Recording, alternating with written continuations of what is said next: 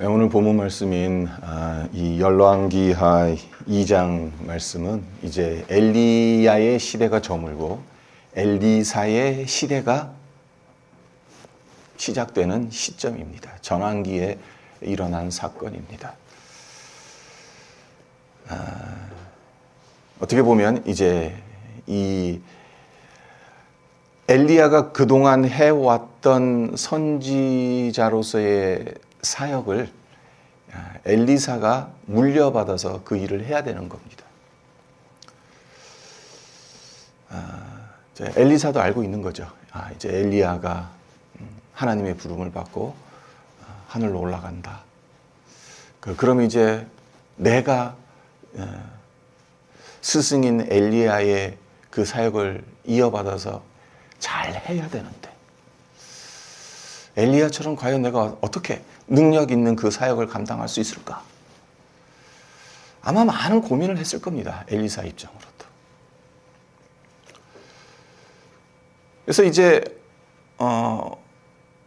엘리야와 엘리사가 사실 마지막 여행을 가잖아요. 네. 이 여정을 보면 참 재밌습니다. 조금 후에 이 부분에 대해서 자세하게 말씀을 드릴 텐데 어찌됐건 지금 이 오늘 본문 말씀의 포인트는 뭡니까? 엘리사가 참 많은 고민 끝에 그에게 가장 필요한 것이 무엇인지를 정확하게 알았다는 것이고 그것을 구했다는 겁니다. 그러니까 이는 마치 솔로몬이 처음 왕이 되고 나서 일천번제를 드리지 않았습니까? 그래서 하나님께서 감동을 먹으셨어요. 그래서 솔로몬에게 물으시죠. 네가 원하는 게 뭐냐? 그러니까 솔로몬이 뭐라고 대답을 합니까? 제가 원하는 것은 이 백성들을 다스릴 수 있는 지혜로운 마음입니다. 라고 그랬어요. 하나님이 또다시 감동을 먹으시죠. 그래서 솔로몬이 구하지도 않았던 부귀와 영화, 장수까지 덤으로 주시지 않습니까? 그냥 대답 한 번 잘해서 솔로몬의 인생이 확 폈어요. 하나님께서 뭔가를 여러분들에게 물으실 때 대답을 잘하셔야 됩니다. 그리고 대답을 잘하시기 위해선 평상시에 생각을 하고 있어야 돼요. 어느 날 갑자기 하나님이 딱 나타나셔서 원하는 게 뭐냐 하면 나한테 원하는 게 없단 말이에요. 그러면 어떻게 말하겠습니까? 고민하고 있어야죠. 솔로몬이 대답 잘해서 속된 표현으로 인생이 폈어요. 네, 오늘 본문에 나오는 엘리사 역시 비슷합니다. 구절을 보세요.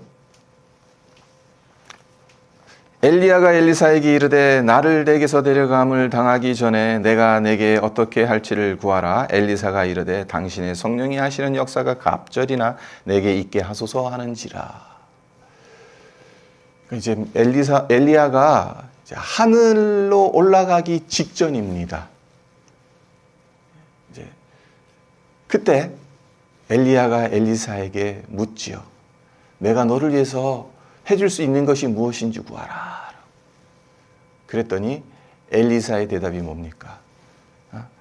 당신의 성령이 하시는 역사가 제게 갑절이나 있게 해달라. 이게 무슨 말입니까?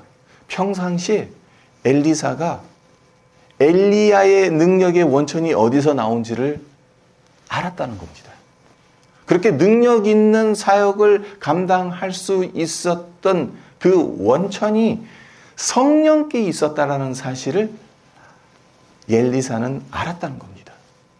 그래서 이제 엘리야를 대신해서 엘리사가 이 사역을 감당해야 하는데 엘리야처럼 능력 있는 사역을 감당하기 위해선 엘리야와 같은 성령이 필요한 거죠. 성령의 능력이 필요한 거죠.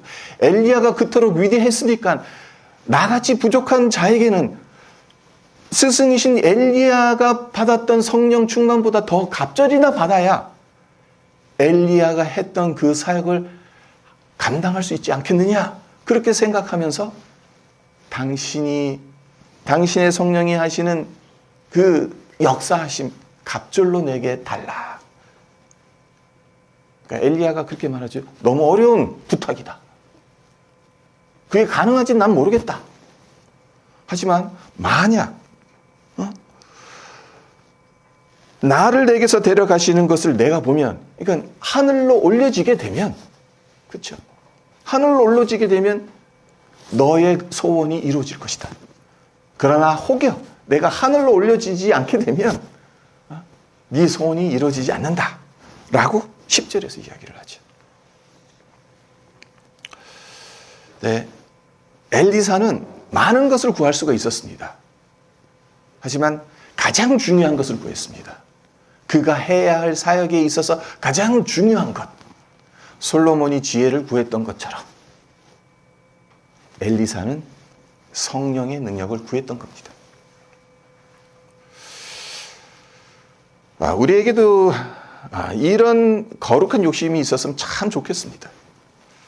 이런 기도가 있었으면 좋겠어요. 세상의 욕심은 버려야 하겠지만 성령의 능력을 구하는 욕심은 아무리 많아도 괜찮습니다. 발명왕 에디슨의 격언 중에 가장 유명한 격언이 뭐죠?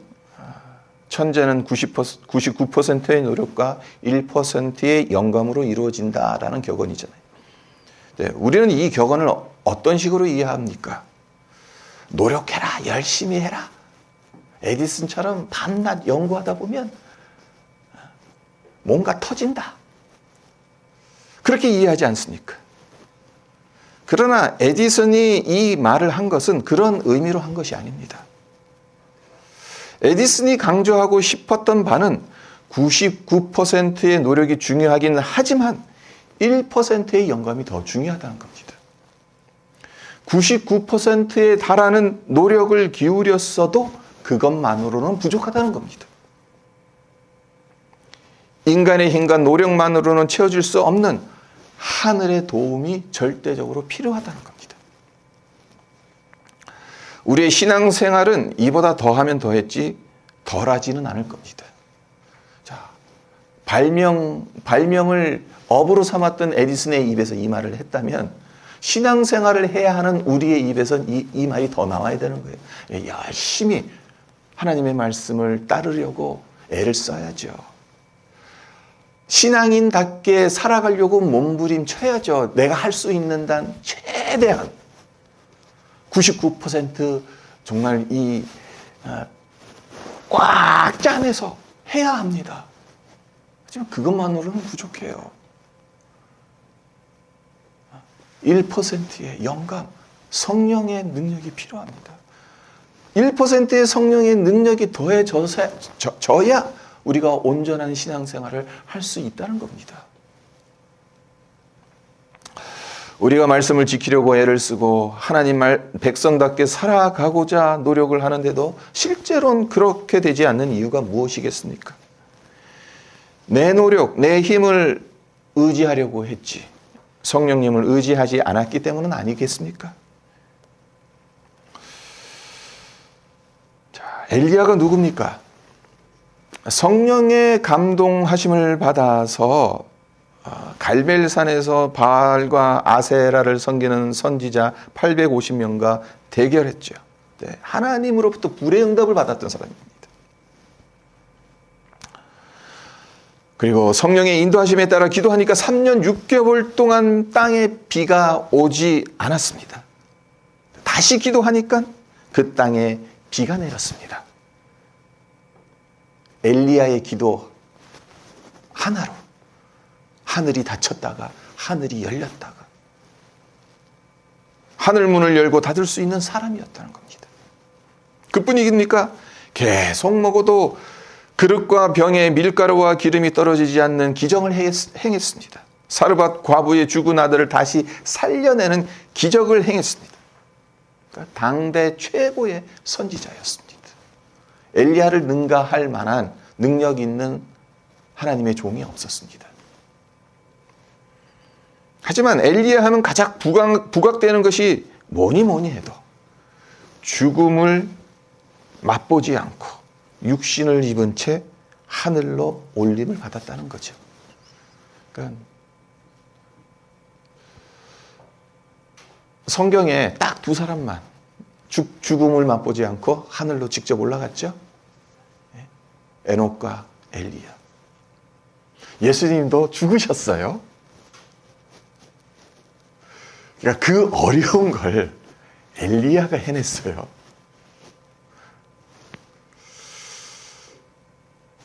생각해 보세요. 엘리야가 얼마나 성령으로 충만했으면, 그래서 그의 삶이 하나님 보시기에 얼마나 아름다웠으면 죽음을 건너뛴 채 회오리 바람을 타고 호련히 하늘로 올라갈 수 있었겠습니까? 엘리사는 이 점을 꿰뚫어 보았던 겁니다.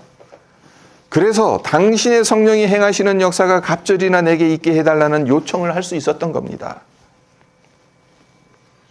네, 이 요청이 이루어지기까지 그 과정이 어떠했느냐도 상당히 중요합니다. 오늘 우리의 포인트는 여기에 있습니다. 엘리사가 엘리야를 얼마나 끈질기게 따라다녔는지를 우리가 한번 보겠습니다. 자, 1절과 2절을 먼저 보시면요. 여호와께서 회오리 바람으로 엘리야를 하늘로 올리고자 하실 때에 엘리야가 엘리사와 더불어 길갈에서 나가더니 엘리야가 엘리사에게 이르되 청하건대 너는 여기 머물라 여호와께서 나를 베델로 보내시느니라 하니 엘리사가 이르되 여호와께서 살아계신과 당신의 영혼이 살아있음을 두고 맹세하노니 내가 당신을 떠나지 아니하겠나이다 하는지라. 이에 두 사람이 베델로 내려가니. 자, 이 패턴이 어떻게 됩니까? 계속 똑같이 이어집니다. 베델에서도 이렇게 구조가 이렇게 돼 있고요. 그 다음에 어디로 가죠? 여리고로 가죠. 여리고에서도 똑같이 이루어집니다. 그리고 요단에서도 똑같이 이루어져. 그리고 거기도 하나가 더 첨가가 되죠. 베델에 갔더니 거기에 선지 학교에 제자들이 있었어요. 그래서 이제 엘리사에게 묻죠. 당신의 스승이 이제 하늘로 올림을 받는다면서요? 뭐 이렇게. 그러니까 엘리사가 아마 그럴 거야 하면서 너희는 잠잠하라. 이 패턴도 똑같이 베델에서 여리고에서 똑같이 이어집니다. 네. 그래서 지금 뭐 베델에서나 여리고에서나 지금은 길갈이죠. 길갈에서나 베델에서나 여리고에서나 엘리야가 엘리사에게 부탁을 합니다. 근데 엘리사 입장으로 보면 상당히 생뚱맞아 보이는 부탁입니다. 어떤 부탁입니까? 너희는 여기에 머물러라. 길갈에 머물러 있으라는 겁니다. 엘리야가 왜 이런 부탁을 했는지는 나중에 말씀드리겠습니다만은 스승이 이런 부탁을 했으면 제자된 도리로서 어떻게 해야 됩니까? 아무리 그 부탁이 생뚱맞아 보인다 하더라도 당연히 그러겠습니다. 그렇게 말해야 되잖아요. 스승이 뭔가 생각을 했으니까 머물러 있으라. 그러면 제자는 스승의 말을 들어야 되는 거잖아요. 하지만 엘리사가 어떻게 합니까? 그렇게 하지 않았습니다. 그 대신 이렇게 대답하죠. 여호와께서 살아계신과 당신의 영혼이 살아있음을 두고 맹세하노니 내가 당신을 떠나지 아니하겠다. 어디를 가든 쫓아가겠다는 거죠. 엘리사가 이와 같은 맹세를 하고 있으니까 엘리야가 어떻게 막을 수 있겠습니까? 그래서 엘리사와 함께 베델로 내려가죠. 그렇게 베델에 도착했습니다. 네, 여기서도 엘리야가 엘리사에게 길갈에서 했던 말, 똑같은 말을 합니다. 앞서 말씀드렸던 것처럼 여기 베델에 머물라라고 했어요. 하지만 엘리사 역시 똑같이 되받아칩니다. 4절 하반절을 보시면 이렇게 말하죠. 베델에서 했던 말에서 토시 하나 바꾸지 않고 여호와께서 살아계신가 당신의 영혼이 살아있음을 두고 맹세하노니 내가 당신을 떠나지 아니하겠나이다. 또 어떻게 합니까? 이젠 베델에서 여리고로 갑니다. 여기서도 똑같은 패턴이 반복되죠. 6절입니다. 엘리야가 또 엘리사에게 이르되 청하건대 너는 여기 머물라 여호와께서 나를 요단으로 보내시느니라 하니 그가 이르되 여호와께서 살아계신과 당신의 영혼이 살아있음을 두고 맹세하노니 내가 당신을 떠나지 아니하겠나이다 하는지라. 이에 두 사람이 가니라. 이런 걸 보면 성경 읽는 게 참 재밌습니다. 엘리야와 엘리사 사이에 그 옥신각신하는 갈등하는, 근데 거룩한 갈등입니다. 엘리야는 머물라고 하고 엘리사는 당신이 어디를 가든지 끝까지 쫓아가겠습니다. 그 목적이 있죠. 엘리야를 쫓아가고자 하는 목적이 있어요. 엘리야에게서 받고자 하는 무언가가 있기 때문에 당신이 그거 주시지 않으면 저는 끝까지 포기하지 않고 따라갑니다. 그 뜻이거든요. 그러니까 아름다운 갈등이에요.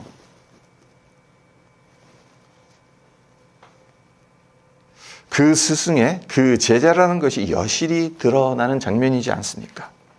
자, 그렇게 두 사람이 요단강을 건넙니다. 그리고 이제 이별할 시간이 다가왔어요. 그래서 하늘로 승천하기 직전입니다. 그때서야 이제 엘리야가 엘리사에게 이렇게 묻죠. 9절을 다시 봅니다. 나를 내게서 데려감을 당하기 전에 내가 내게 어떻게 할지를 구하라. 자, 엘리야가 몰랐겠습니까? 그 전에 엘리사의 마음을, 엘리사가 왜 이렇게 졸졸 따라다니는지 그 이전에 몰랐겠습니까? 이제 마지막에 가서야, 하늘에 올라가기 직전에서야 네가 원하는 게 뭐냐라고 묻고 있는 거죠. 자, 근데 여기서 우리가 한 가지 생각할 게 있어요. 그게 뭐냐면은 이 지금 몇 군데를 왔으니까 길갈에서 베델, 베델에서 그리고 여리고, 네? 여리고에서 요단으로 갔죠. 네,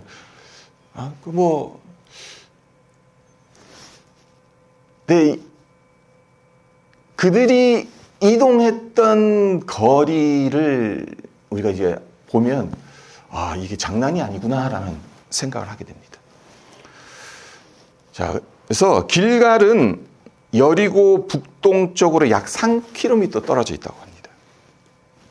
그리고 베델은 예루살렘 북편 세겜 쪽으로 약 19km 떨어져 있고, 그리고 여리고에서 예루살렘까지는 약 35km 거리라고 해요. 그러니까 결국 길갈에서 처음에 이제 길갈에서 베델로 가잖아요. 길갈에서 베델로 간 그 거리가 총 60km 정도 된다는 겁니다.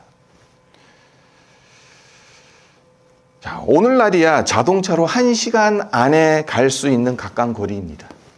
하지만 엘리야의 시대엔 자동차가 있었던 게 아니잖아요. 말을 탈 만큼 부자도 아니었습니다. 그러니까 두 발로 걸어가야 합니다. 두 발로 60km를 걸어간다. 하루 갖고 부족합니다. 하루에 보통 한 40km 걸어간다고 하잖아요. 그러니까 하루 반 정도 걸리는 거리예요. 근데 엘리사가 하루 이상을 엘리야를 따라 베델까지 걸어갔어요. 네.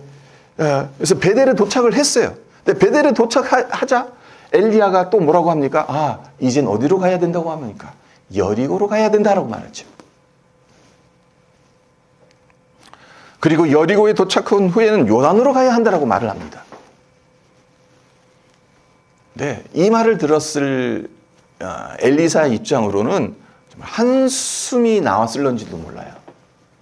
이유가 있습니다. 이렇게 엘리야가 이렇게 말한 건 어떤 뜻인가 하면은 지금 왔던 길을 길갈에서 베델로 왔던 그 길을 다시 베델에서 길갈을 거쳐서 여리고로 가야 됩니다. 앞서 말씀드렸던 것처럼 이게 사실 우리가 이스라엘 이 지리에 익숙하지 않아서 이게 머릿속으로는 잘 그려지지가 않아요.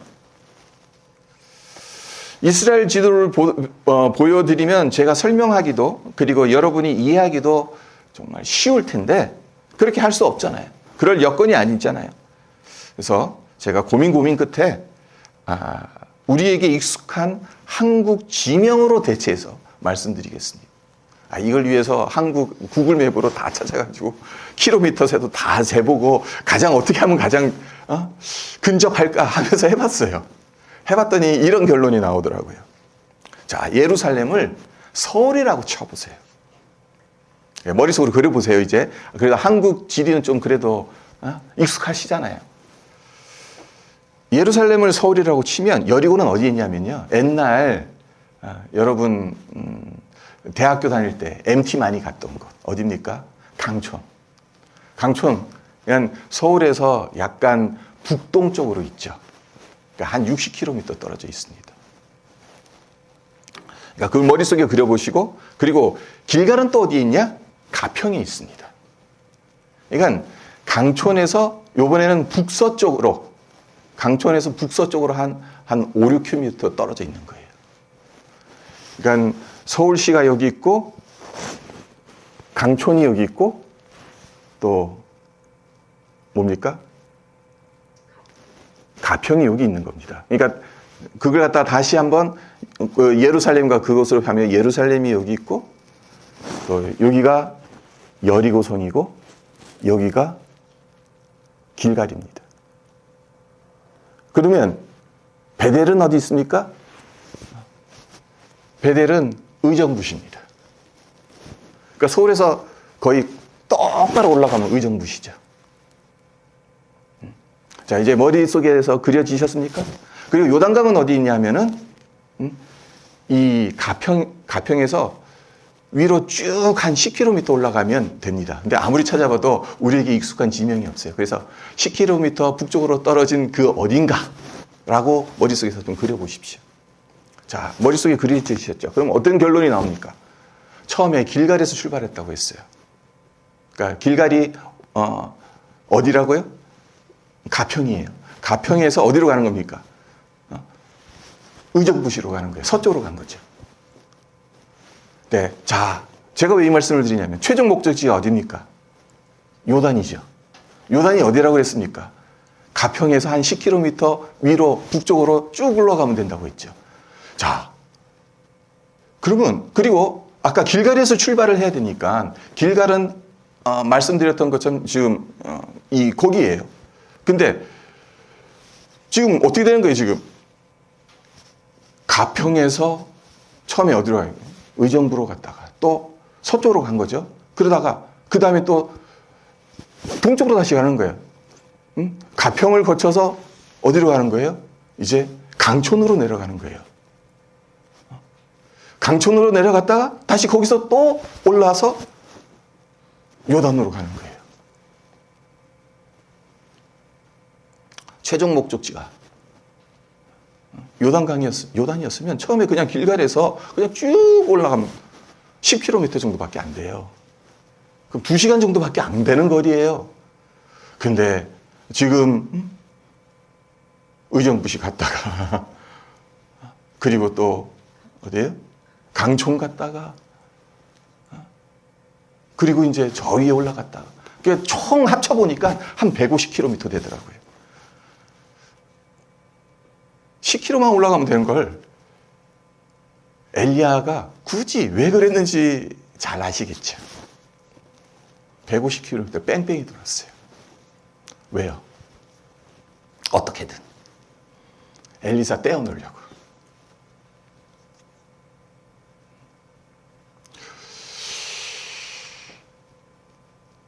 그러니까 엘리야 입장으로는 그러고 싶은 거예요. 자기 혼자 시간을 갖고 싶은 거죠. 이제까지 해왔던 모든 사역을 정리해야 됩니다. 하나님께서 부르셨으니까.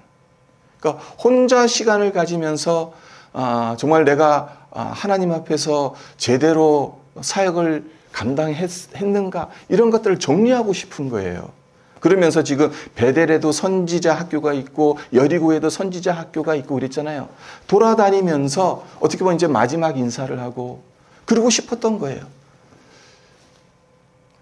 하지만 엘리사는 엘리야의 이런 심정을 아는지 모르는지 전혀 개의치를 않습니다. 엘리야 가는 곳이면 어디든 따라갑니다. 여기에 머무르라고 베델에서 여리고에서 그렇게 이야기, 길갈에서도 그랬고, 근데도 막 듣지 않고 끝까지 쫓아갑니다. 따라오지 말라고 하는데도 따라가고 또 따라가고 결국엔 요단까지 따라갑니다. 자, 엘리사의 이 끈기를 우리가 볼 수 있죠. 우리의 믿음에 이 정도의 끈기는 있어야 하지 않겠습니까? 신앙생활 하다가 좀 힘들다고 에휴 뭐 이러면서 그냥 주저앉고 포기하고, 엘리야가 아니 곧바로 그냥 올라가면 될걸 그렇게 뺑뺑이 돌리는데, 우리 스승이 나와 같이 가기를 원치 않으시는구나. 원치 않으시는데 내가 굳이 따라가야 돼. 포기할 수도 있잖아요. 근데 엘리사는 포기하지 않았습니다. 끝까지 끈기 있게 엘리야를 졸졸졸 따라다녔습니다. 우리의 신앙생활에 있어서도 이렇게 졸졸졸 따라다녀야 돼요. 하나님. 쉽게 포기해서는 안 됩니다. 은혜 받기 위해 몸부림쳐야 하고 성령 충만 받기 위해 끈질기게 구해야 하는 겁니다. 한 번 구했는데도 성령 충만이 안 와요? 성령 충만 받았는 느낌이 안 들어요? 그럼 어떻게 되면 또 다시 기도해야 돼요. 그래도 안 돼요? 계속 기도해야 돼요. 하나님이 성령 충만 주실 때까지. 엘리사가 그렇게 한 겁니다. 이러한 끈기, 이러한 거룩한 욕심이 우리 모두에게 있기를 바랍니다. 자, 아침내 엘리사, 그가 원했던 바를 얻어내죠. 그의 스승인 엘리야에게 임했던 성령의 능력보다 갑절이나 더 받게 되죠. 성령 충만받은 그가 행한 능력을 보면 참 놀랐습니다. 12절 후반절서부터 14절까지를 보시면, 자, 한번 눈으로 이렇게 빨리 한번 읽어보세요. 여기도 보면 똑같은 패턴이 나옵니다. 그렇죠? 엘리야가 요단강을 건넜을 때 어떻게 했습니까? 엘리야가 요단강을 건넜을 때는, 그때는 서쪽에서 동쪽으로 건너가야 돼요. 서쪽에서 동쪽으로 건너가야 되는데, 그땐 엘리야가 성령을 받았으니까, 능력 있는 선지자니까 엘리야가 이제 자기 겉옷을 말아가지고 물을 치니까 갈라졌습니다. 그래서 이제 마른 땅으로 건너갔죠. 네.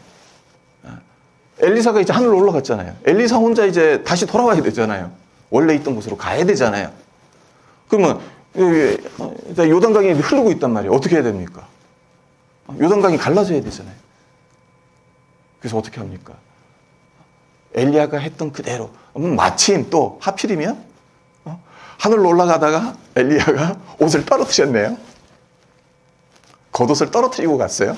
선물로 주고 간 거겠죠. 네, 그 겉옷을 주워다가 요단 언덕에서 치니까 어떻게 됩니까? 신기하게 쫙 갈라져 버립니다. 엘리야에게 배운 그대로 하고, 그러니까 엘리야의 성령이 역사하신 그대로 엘리사가 그대로 했다는 거예요. 그러니까 엘리사로서 이제 선지자의 첫 사역을 이렇게 시작한 겁니다. 요단강을 갈라놓은 걸로. 그리고 그 이후로도 보면 많은 기적들을 행하지 않습니까? 당장 19절 이하로 보게 되면 소금을 척에 대서 물을 깨끗하게 만든 사건, 이런 것도 있지 않습니까? 자, 어찌됐건 여기서 우리가 발견하게 되는 게 뭡니까? 성령 충만 받은 자에게는 그 어떤 것도 장애물이 될 수 없다는 겁니다. 우리 앞에 어떤 장애물이 있습니까? 어떤 골칫거리가 있습니까?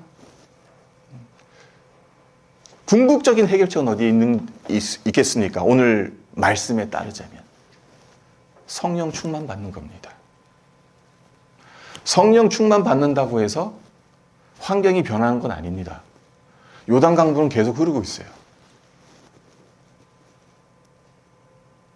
네.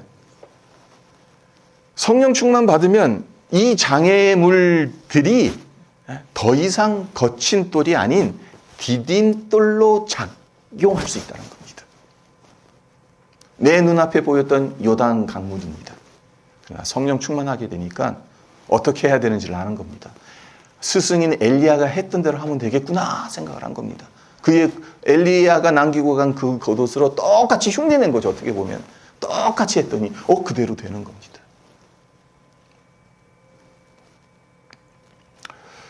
네, 이와 반대로 성령 충만하지 못하면 어떻게 되겠습니까? 참 감사하게도 오늘 본문 말씀에서는 그것까지도 우리에게 알려주십니다. 15절에서 18절입니다. 15절에서 18절을 보시면 여기에 이제 또 다른 사람들이 나오죠. 그러니까 오늘날에만 신학교가 있었던 게 아니에요. 이 당시에도 신학교가 있었어요. 선지자 학교가 있었어요.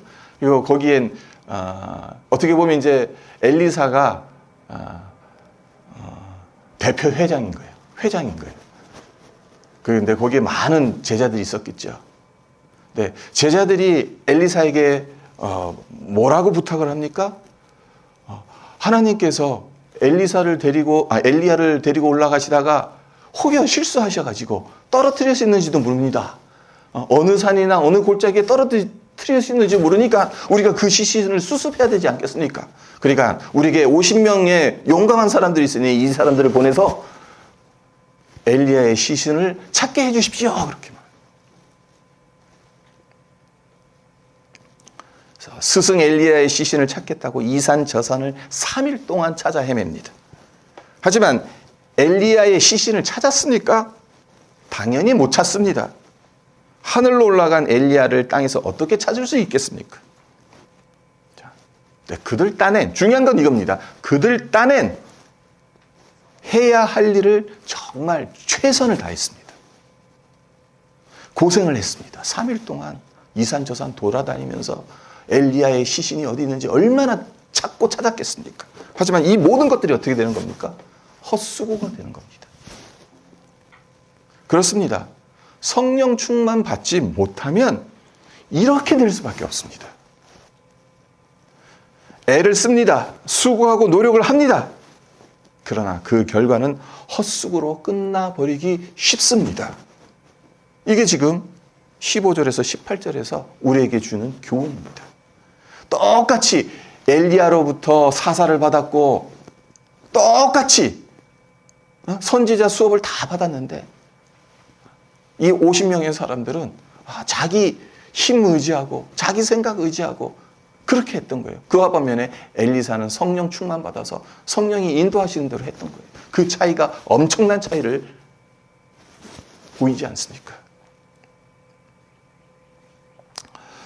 말씀을 맺겠습니다. 엘리사는 엘리야보다 갑절이나 성령 충만을 받고 싶다는 거룩한 욕심을 품었습니다.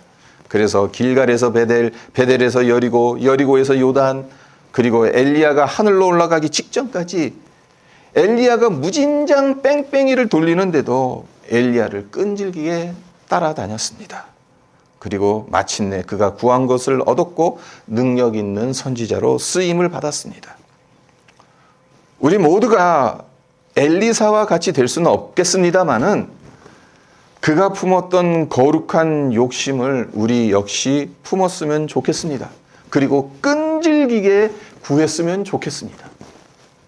그래서 우리의 영혼, 가정과 생업 그리고 교회에 성령님이 충만하게 역사하셔서 우리를 통해 하나님의 나라와 의가 이루어져 가기를 주님의 이름으로 축원드립니다.